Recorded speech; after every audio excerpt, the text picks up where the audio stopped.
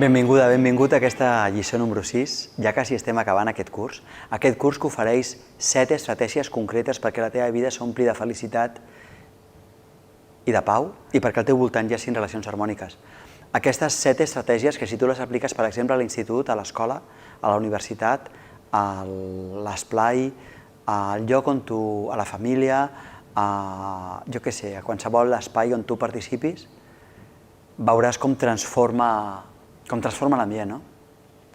Mira, aquesta sisena eina és una demostració d'amor molt important cap a les altres persones, encara que a vegades no s'entén bé, així que procuraré explicar-la amb calma.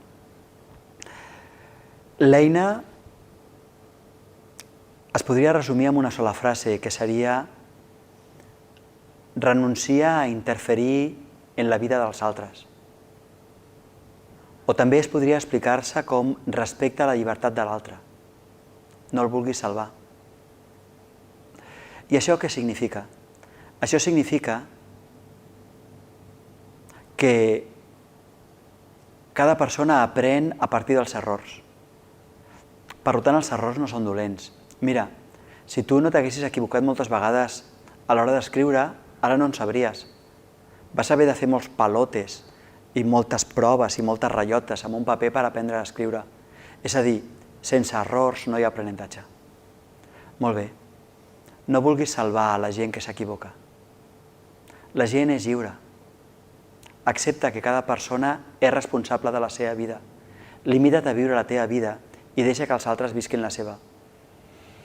A vegades hi ha gent que té una estratègia molt estúpida, que és ai, em fa molt mal al cap, pren-te una aspirina, pren-te un gelocatil, pren-te una pastilla. Perdona, si el que em fa mal al cap és a mi, seré jo, que m'hauré de prendre una aspirina o el que sigui. No és l'altre. És més, a vegades la gent té una forma de funcionar que és la següent. Veu una persona que fa una cosa que no encaixa amb el que ell faria i li diu, no ho facis, però que t'has cregut, no sé què. Que no saps que l'altre té dret a fer-ho? Que tu no tens dret a fer-ho?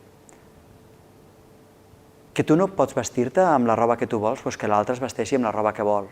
Que tu no pots tenir la religió que et dona la santa gana, doncs que l'altre tingui la religió que li dona la santa gana.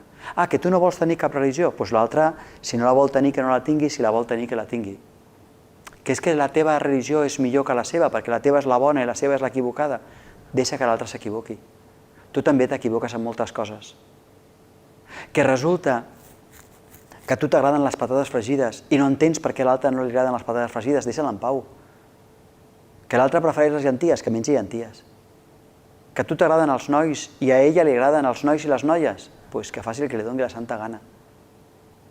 Que resulta que tu vesteixes amb un pla molt masculí i no ho hauries de fer perquè ets una noia i tothom diu que ets una tia trans. I sí, ets una tia trans, d'acord. I l'altre, que no pot ser-ho? Ja ho crec que pot ser-ho. I l'altre, si vol, es pot vestir, jo què sé, com la Barbie, de princesa. Què passa? Que totes les noies s'han de vestir de camioneres? Totes s'han de vestir de princeses? Cadascú es vesteix com li dona la santa gana. Aquesta és l'eina. Respecta la llibertat de l'altre, renuncia a interferir, renuncia a salvar. Tu fas el que tu vols i l'altre fa el que l'altre vol. Mira, a vegades tu vols salvar l'altre perquè vols evitar-li les conseqüències. Dius, no ho facis això perquè ja veuràs. Però l'altre necessita aprendre. Igual que tu necessites aprendre. Igual que li dius als teus pares, deixa'm en pau. Bueno, no sé si els hi dius sempre, però de tant en tant jo crec que sí que els hi dius, deixa'm en pau, jo faré això perquè jo vull. I tens dret. Ara, un cop que fas una cosa, has d'assumir la responsabilitat. Un cop que fas una cosa, has de viure les conseqüències. Doncs el mateix. Resulta que hi ha una amiga teva que vol fer una cosa determinada, doncs que la faci, però que assumeixi les conseqüències. I aquesta és una demostració d'amor. Hi ha una amiga teva que diu, mira, saps què? No em presentaré els exàmens. Doncs no els presenta, ja està, no passa res més. I suspèn, ja està. Però no vulguis salvar-la. No vulguis dir, no et preocupis, jo faré l'examen per tu. No té cap lògica. No té cap lògica. Mira, llavors vol dir que no saps quan has d'ajudar la gent. I jo et donaré 3 consells molt fàcils sobre quan has d'ajudar la gent. Has d'ajudar la gent només quan es donen 3 condicions. La primera, que et demanin ajuda. La segona, que et demanin ajuda per una cosa que ells o elles no puguin fer. I la tercera, que et correspongui ajudar. Perquè em permetràs dir-te que si una amiga teva et demana ajuda perquè tu li facis el seu examen, això no et correspon a tu. Perquè ella ha de fer els seus exàmens. Diu, és que la pobra no ha estudiat. Bueno, doncs ja estudiarà més endavant, ja farà l'examen més endavant. O és que suspendrà. Bueno, ja provarà més endavant, no és pressa, no hi ha pressa. Cadascú ha de ser responsable de lo seu. Jo crec que això és una de les coses que has d'aprendre amb més claritat, perquè moltes persones adultes es dediquen a intentar salvar. Jo no sé si els teus pares t'intenten salvar, però molts pares es preocupen molt pels fills i per les filles. Mira, aquesta és una ocasió perquè aquest vídeo els ensenyis als teus pares, si vols. Bé, doncs molts pares i moltes mares es preocupen molt pels seus fills i les seves filles i els diuen hauries de fer això, però tu ho faràs si vols o no vols. És a dir, a tu et poden portar a escola obligada.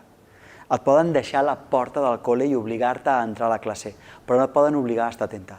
No et poden obligar a fixar-te al llibre, no et poden obligar a estudiar. D'acord, et poden dir, seuràs en aquesta taula i et quedaràs tot el dia davant d'aquest llibre, però que tu te l'aprenguis o no és una altra història, perquè tu dintre de teu pots explicar-te 1000 històries.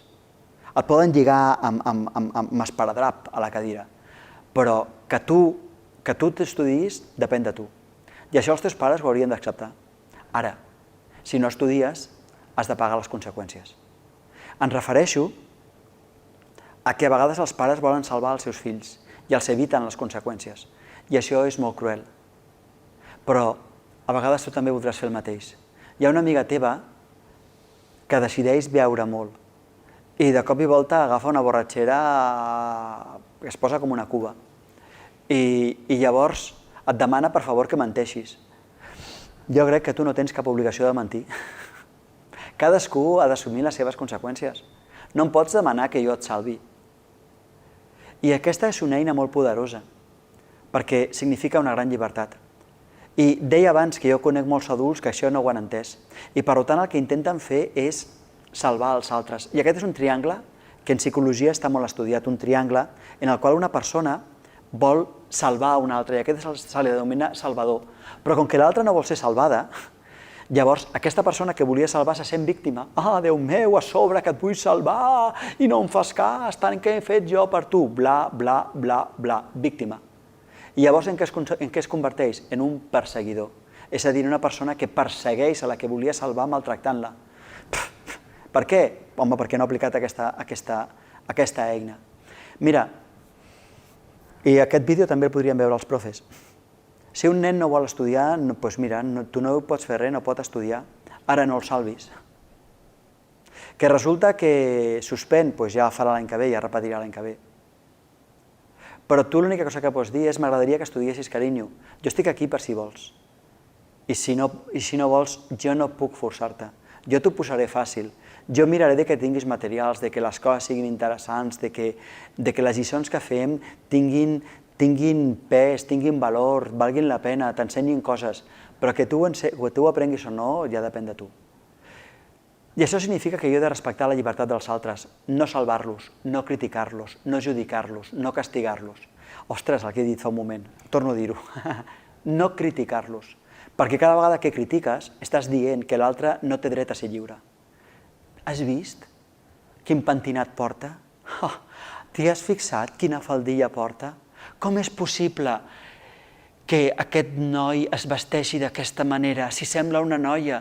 Com és possible que aquesta noia es vesteixi d'aquesta forma si sembla un xicotot? Com és possible que... Tot això són crítiques. Significa que no acceptes la llibertat de l'altre. Significa que no estàs aplicant això. I això què porta? Això a la teva vida et porta patiment. Practica-ho i ho sabràs.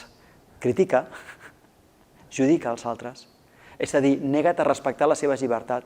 Digues a la gent, he decidit que ara jugarem aquest joc. Vinga, tots! Ja veuràs en quina cara et miren. He decidit que ara tots farem una redacció sobre el tema que jo dic. Que sí, professor? I ja veuràs en quina cara et miren. Cadascú té un paper al món. Per tant, limita't a jugar el teu paper, no critiquis, no judiquis, no vulguis salvar, no castiguis. Cadascú fa el que pot. Ajuda si cal. Ajuda si cal. Només si es compleixen les 3 condicions que he dit. Que et demanin ajuda, que siguin per una cosa que ells o elles no puguin fer i que et correspongui ajudar. Que et demanin ajuda. Si no et demanin ajuda, no ajudis. 2, per una cosa que els altres no puguin fer. I 3, que a tu et correspongui ajudar. Si a tu no et correspon ajudar, diu, escolta'm, a la classe no hi ha estat gens atenta, m'ensenyes aquesta lliçó? Diu, carinyo, jo no sóc el teu profe. Assumeix la teva responsabilitat. A mi no em correspon ensenyar-te. A mi em correspon una altra relació amb tu. No facis que jo et porti els deures fets perquè tu te'ls copiïs. Carinyo, jo no sóc la teva criada. El que a vegades és que a vegades acceptem a fer aquestes coses perquè per covardia. Bueno, doncs ja està. Doncs digues, no és que sigui amable, és que sóc covarda. Però no t'enganyis, no diguis, ho faig per amabilitat, ho faig per ajudar-te. Mentida, ho fas per covardia, ho fas perquè no saps dir no. I no dient no, estàs interferint en la vida de l'altre i li estàs fent mal. I això et portarà problemes a tu i a l'altra persona. Per això jo et dono aquesta eina, molt més poderosa del que sembla. Ojalà l'hagis entesa. Tant de bo. Així que m'acomiado. Aquesta és la lliçó número 6 i ara només ens queda una, on et donaré l'última eina. Una eina senzilla però poderosa, la 7a. Et dono les gràcies per haver arribat fins aquí i et felicito. Si vols ens veiem a la 7a eina. Fins aviat.